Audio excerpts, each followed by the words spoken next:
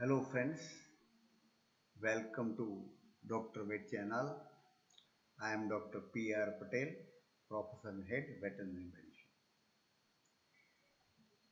Here we will discuss mastitis in part 1.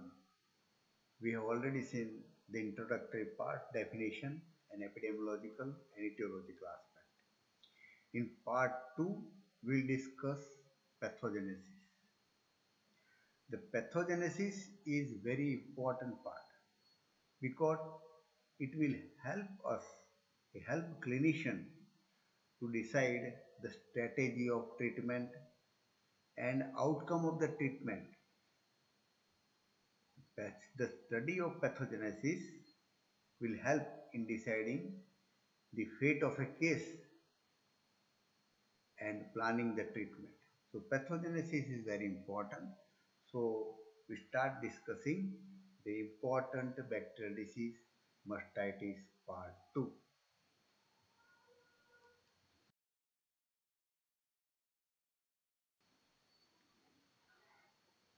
Here we will discuss the pathogenesis of mastitis. How the infection enter into the udder. Dear friends, remember infection enters mainly through teat canal opening, through exteriors from outside. The infection set up in the udder broadly in two stages. In stage 1, there is invasion stage where the bacteria invade the udder tissue. And stage 2, that is infective stage. In this stage, there is real infection of the udder and other pathology. So these two stages are very important, invasion stage and infective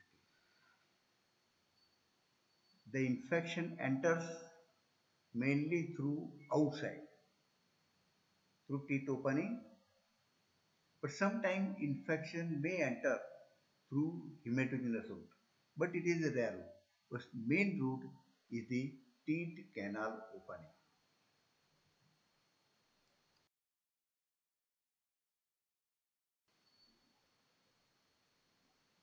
Now here we will see the stage 1, that is the invasive stage, where the bacteria invade the udder tissue, especially the tubules and the alveoli or acini.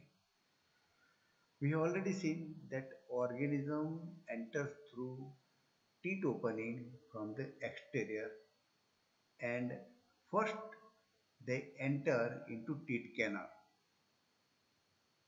Then slowly they reaches to the mammary tissue. Most of the cases are due to streptococci, and the streptococci enters the epithelium of the duct. After reaching to the mammary tissue, these streptococci enter the epithelial cells of the duct, and first they produce inflammation of the ducts. There is development of the granulation tissue because there is reaction here, and this granulation tissue is developed under the epithelium. So these epithelium and other tissue turns into folds. They don't remain straight. There is folding inside. It is microfolding, and it is appear as a polyploid swelling. This is the characteristic of the mastitis. Polyploid swelling.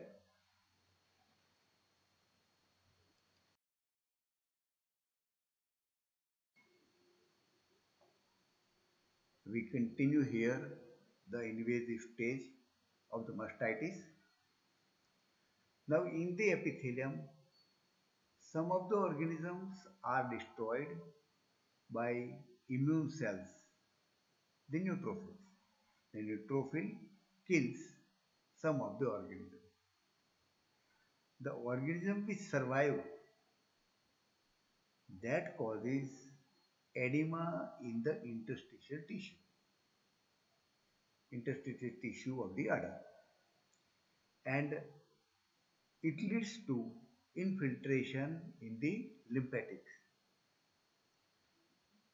The epithelium of the acini are involved. The acini become vacuolated and desquamated. This is another important pathology. There is a formation of fibrosis due to accumulation of the exudates. This is very important, which prevents the response to the treatment.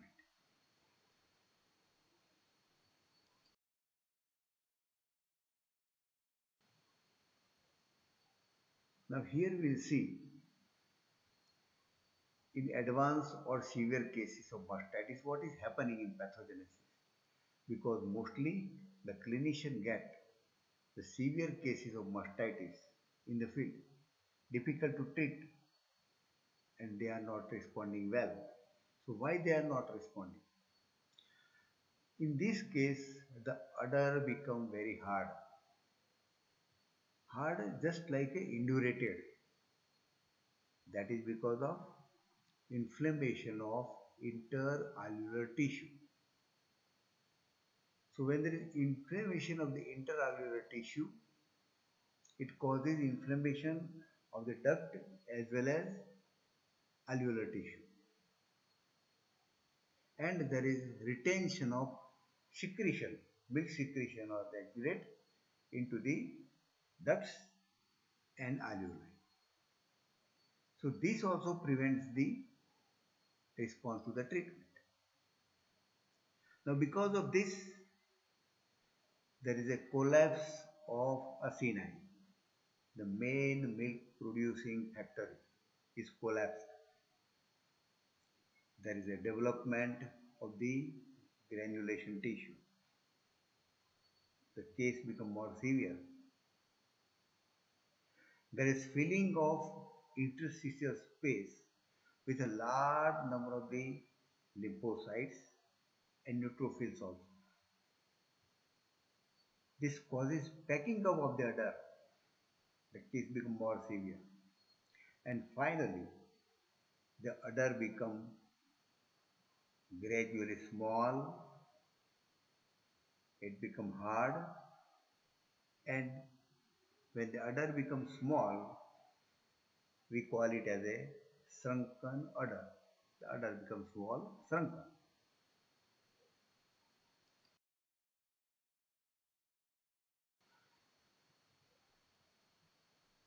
We have seen the stage 1 invasive stage. Now here we will see stage 2 real infective stage. Now what will happen in acute cases? The bacteria undergoes fast multiplication and these bacteria causes severe damage to udder tissue, to the interstitial cell, to the duct and to the alveoli. In acute cases, some of the cases causes toxemia. This is very severe. And in severe toxemia, there is a death of the animal.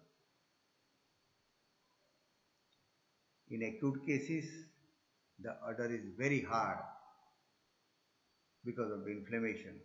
It is swollen and painful. All signs of inflammation are seen. And there is great reduction of milk because udder is tight and packed up. There is no chance of secretion. There is no chance of flow of the milk. So there is great reduction of the milk in acute cases.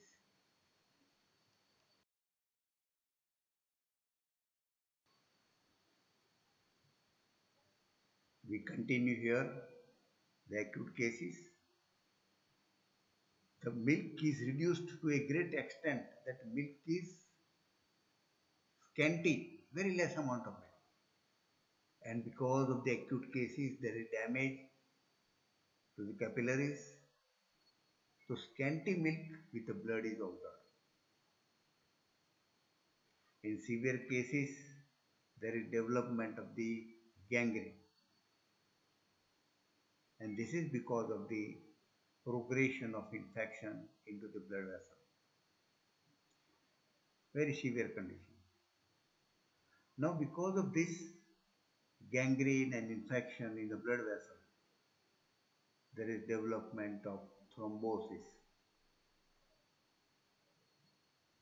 At this stage, the udder become cold because of the lack of blood supply and the gangrene. Now it is not hot. This suggests necrosis and gangrene. The udder become cold to touch because of the lack of blood supply and necrosis and gangrene. The udder become greenish or bluish in color. That suggests that there is clear-cut necrosis. There is severe edema of the udder, and if the clinician gives the pressure on the udder pits on pressure. That suggests the edema.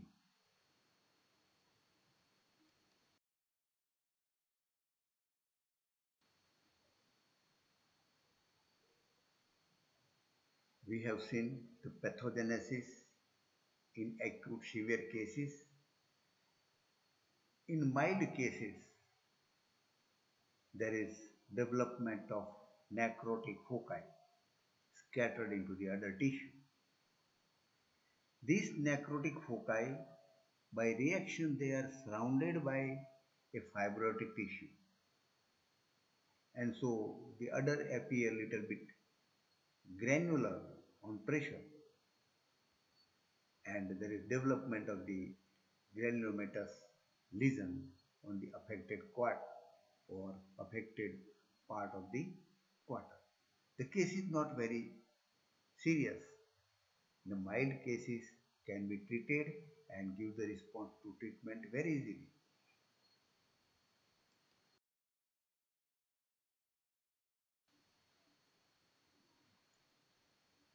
The clinician sometimes come across the term summer mastitis.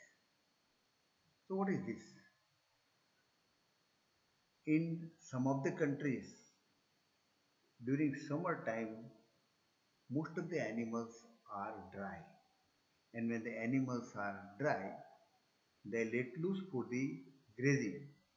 So these animals are not attended because they are not in milking.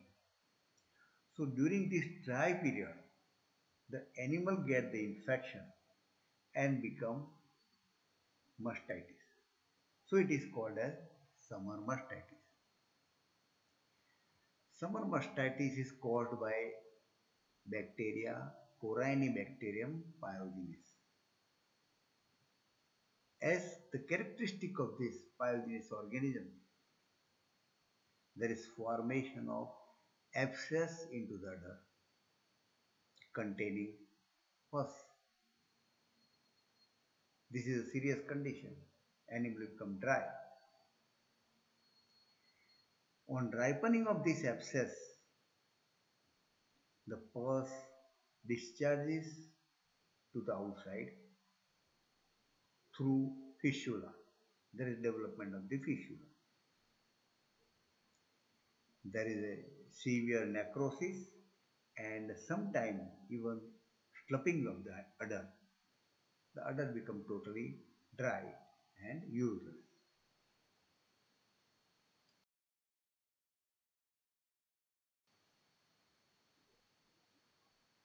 Friends, it is requested to share this information on important disease mastitis to our veterinarians and veterinary students. Requested to subscribe this channel. Thank you very much for observing this channel. Next time we'll continue with the mastitis. Thanks.